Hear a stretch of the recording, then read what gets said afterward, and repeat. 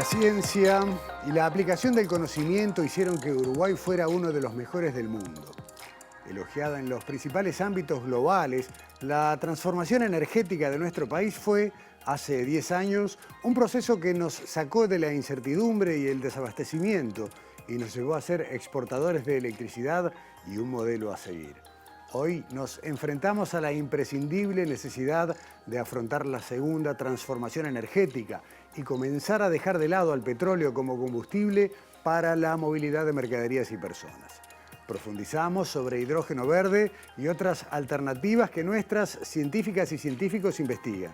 Además, visitamos el Instituto de Higiene para conocer el trabajo de un laboratorio que investiga la pérdida de la capacidad de los antibióticos para combatir enfermedades. Conocemos la ciencia que hay detrás del chocolate y hablaremos del inicio de una investigación que busca prevenir casos graves de cáncer de pulmón. Bienvenidas y bienvenidos a Sobre Ciencia, divulgando el Uruguay de la investigación y el conocimiento.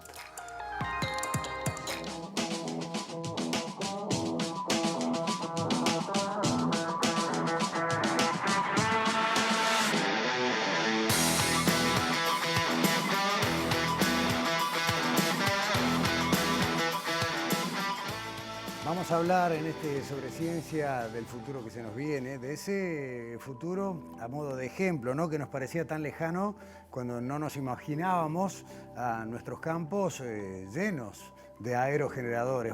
Bueno, pronto tal vez tengamos otro escenario en materia de energía. Y vamos a hablar en esta primera parte, por un lado, también de la Universidad Tecnológica del Uruguay, que está cumpliendo un rol en esto y se lo queremos contar, qué hace la UTEC. Y vamos a hablar también de H2UI, de una red de investigadores que está trabajando desde distintos abordajes en el tema de energías renovables y fundamentalmente en la producción de hidrógeno verde. Le agradecemos muchísimo a Marcelo Aguiar su presencia en estudios, coordinador de la Ingeniería en Energías Renovables de la UTEC y también de la red, uno de los coordinadores de la red H2UI. Gracias, Marcelo. Muchas gracias, Gustavo, a ti y al equipo de TV Ciudad también por darme la oportunidad de estar compartiendo este programa sobre ciencia. No es la primera vez que vamos a hablar de la red, pero sí con más tiempo. Y en definitiva, tal vez esté bueno contarle a la gente, al hidrógeno, mal que bien, todos sabemos que es un compuesto químico, un elemento químico, mejor dicho, pero cuando le agregamos esto del color, empiezan a aparecer las confusiones. ¿Qué se define como hidrógeno verde, Marcelo? Bueno, sí, a nivel internacional hay varias definiciones sobre el hidrógeno. Tenemos el hidrógeno negro, gris y azul, como vos decías. Hay varias banderas, esos tipos de calificación de hidrógeno son los que tienen de por medio combustibles fósiles. Pero después tenemos el hidrógeno verde, que sin duda es del tema que estamos hablando hoy en día. Y esto se produce a partir de energías renovables, con métodos, por ejemplo, hay muchas formas de producir hidrógeno. Una de ellas es a través de la electrólisis, donde el medio para producir el hidrógeno es el agua y se necesita inyectar energía eléctrica para descomponer las moléculas del agua y producir hidrógeno. Ese sería hidrógeno verde porque digamos, no tenemos combustibles fósiles de por medio, por ejemplo. Después hay otras formas de producir electricidad, como por ejemplo a partir de la energía nuclear, que se podría utilizar esa energía eléctrica a través de la electrólisis para producir hidrógeno, pero no está considerado por supuesto, como hidrógeno verde.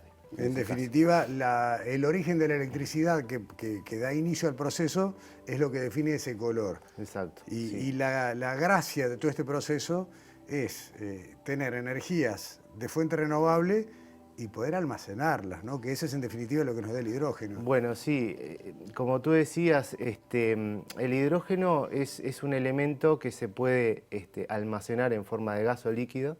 Esto hoy en día no presenta dificultades a nivel técnico, como por ejemplo la compresión, la licuefacción, etcétera, ¿no?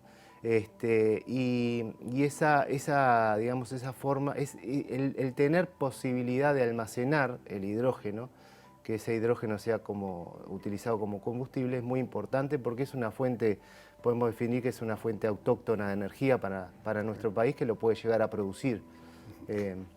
Como materia prima de esto, Marcelo, ¿tiene que ser agua dulce?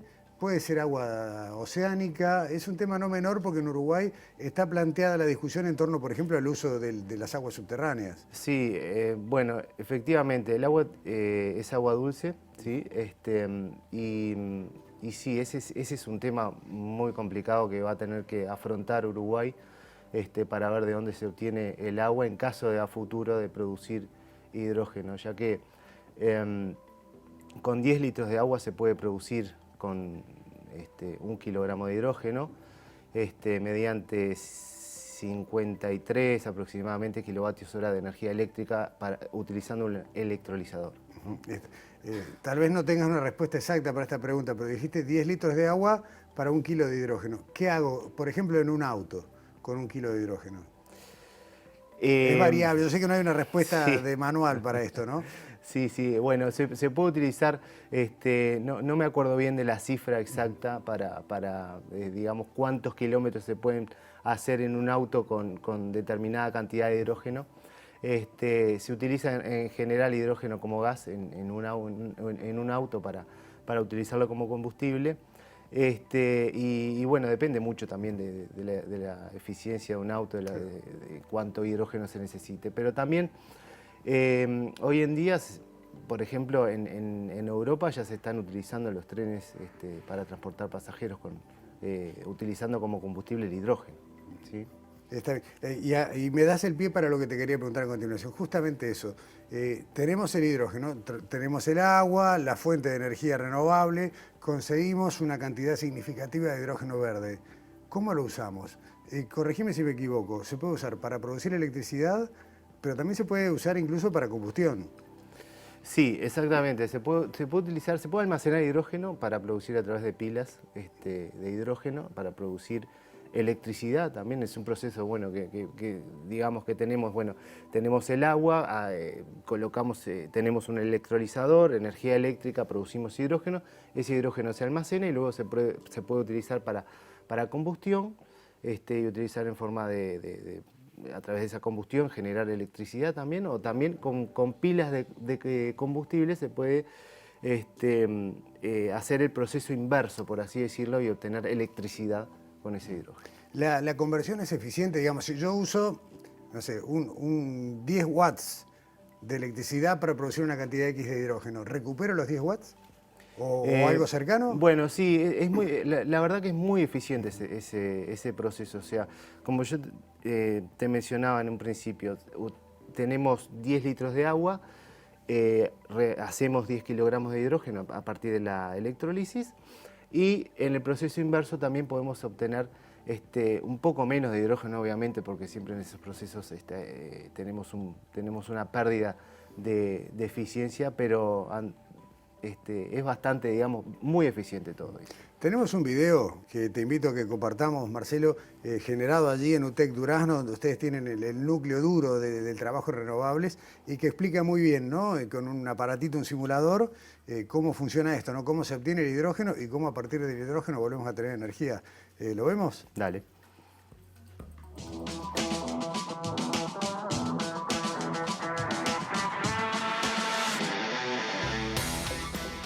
Este equipo didáctico nos permite desarrollar la electrólisis del agua, como estamos viendo aquí, mediante este dispositivo llamado electrolizador, en el cual se pasa una corriente eléctrica y a través de ella entonces se descompone el agua en sus dos componentes básicos, el gas hidrógeno y el gas oxígeno. Bueno, ambos gases se acumulan aquí en esta pila de combustible y mediante el hidrógeno es posible obtener energía eléctrica para hacer funcionar un pequeño motor o una lámpara. Una vez que se almacena el hidrógeno en la pila de combustible, bueno, podemos utilizar la energía también para hacer funcionar un motor eléctrico, como en este caso lo estamos viendo. Una vez que la corriente deja de llegarle al electrolizador, el agua ya no se descompone, por tanto no está llegando hidrógeno gaseoso a la pila de combustible, pero aún así, como acumuló hidrógeno, es posible ver que bueno, la lámpara sigue encendida y paulatinamente se va apagando, pero si consideramos el motor, si bien la lámpara se apagó, el motor todavía puede funcionar, lo cual implica que el consumo de la lámpara es mayor que el del motor eléctrico.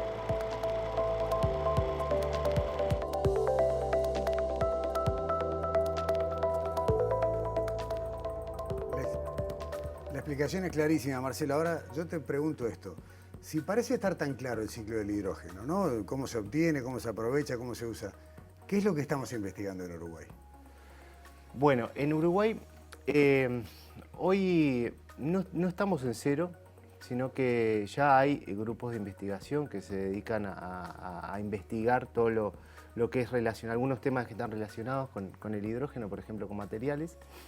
Nosotros hoy, en particular, a través del Fondo de Conjunto de Cooperación Uruguay-México nos han aprobado un proyecto para comenzar a investigar sobre este tema con el Instituto Politécnico Nacional de México. Y es un proyecto el cual abarca, digamos, entre otras cosas, la producción de hidrógeno a partir de energías renovables, utilizando también lo que llamamos producción de energía eléctrica en forma autónoma, ¿no? Porque nosotros hablamos de la electrólisis, con la cual necesita electricidad, ¿sí? Y esa electricidad la podemos obtener de la red eléctrica, pero bueno, también no sabemos de dónde viene esa electricidad, ¿no? Entonces, en este caso, nosotros apuntamos a tener una fuente de generación eléctrica cercana y almacenarla también en una batería eléctrica. También para ello el proyecto va a estar vinculado con nanoestructuras para, que están, digamos, son materiales que se van a investigar para las baterías de ciclo profundo para poder almacenar energía eléctrica y utilizarlos entonces en este proceso de energía, digamos, es un conjunto de energías y fuentes de energías renovables para producir hidrógeno y para almacenar energía eléctrica. O sea, está todo vinculado ahí. Marcelo, en 2 minutos tengo que hacerte 2 preguntas que no quiero que nos queden afuera. La primera, ¿cuál es la relación y en qué está colaborando la red de investigadores de H2UI con el gobierno, que en definitiva no ha cesado de anunciar planes desde el Ministerio de Industria en materia de hidrógeno verde? Bueno, bien, a partir del año pasado hubo una iniciativa de crear un grupo, o sea, este es un tema que es relativamente nuevo, el hidrógeno verde, entonces definimos y decidimos realizar esta red H2UI, la cual participa varias instituciones académicas, como por ejemplo el Instituto Clemente Estable, la UDELAR y la Universidad Tecnológica. Y uno de los objetivos es, bueno, de este grupo, obviamente, es dar una opinión en la parte académica, en la parte de investigación, al gobierno, ¿sí? Tú lo explicabas perfectamente al principio de esta entrevista, que teníamos en Uruguay una primera etapa, ¿sí? Digamos, lo que le podemos llamar una primera etapa energética, la cual estaba involucrada la energía renovable, energía eólica, energía solar fotovoltaica, pero ahora ya nos vamos a encontrar con una segunda etapa en la cual, bueno, una de las, hace poco tiempo, una nota que le enviamos al Ministerio de Industria, Energía y Minería, comentándole algunas de las cosas que le comentamos, bueno, era que evidentemente Uruguay a corto, mediano y largo plazo va a necesitar técnicos, operarios, que conozcan del tema de hidrógeno, que conozcan, o sea, hay muchísimos temas a tratar, para trabajar, y que también que el gobierno le dé participación a la academia, el tema de investigación, el tema para formación, y eso nosotros creemos que es fundamental, como lo fue en la primera etapa. Y ahí me das pie para la segunda pregunta. Dijiste, van a hacer falta, ya hacen falta, muchos profesionales, y ahí entra la UTEC. ¿Cuál es el rol de la UTEC en este proceso? Y bueno, el rol, la UTEC se formó, la UTEC comenzó a trabajar en 2012, la carrera de Ingeniería en Energías Renovables comenzó en 2016.